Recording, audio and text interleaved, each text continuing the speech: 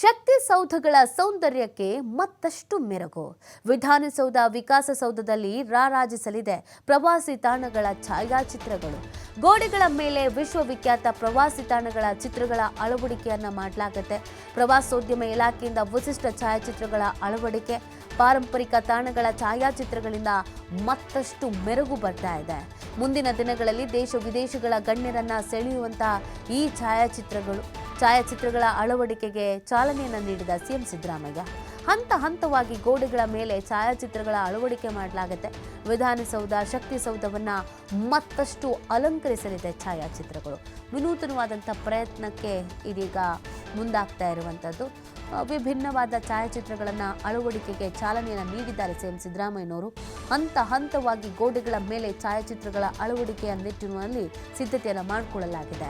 ವಿಧಾನಸೌಧ, ಶಕ್ತಿಸೌಧವನ್ನು ಮತ್ತಷ್ಟು ಅಲಂಕರಿಸಲಿದೆ ಈ ಛಾಯಾಚಿತ್ರಗಳು.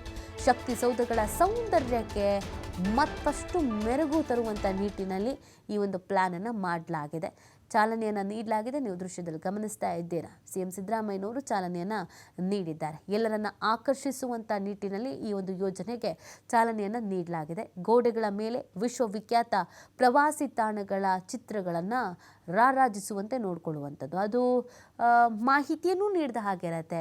ನಮ್ಮ ರಾಜ್ಯದ ಸೊಬಗು ಏನಿದೆ, ನಮ್ಮ ರಾಜ್ಯದ ಮೆರುಗೇನಿದೆ ಅದನ್ನು ತಿಳಿಸಿದಂತೆಯೂ ಆಗತ್ತೆ ಮತ್ತು ಕಟ್ಟಡವೂ ಕೂಡ ಸುಂದರವಾಗಿರುತ್ತೆ.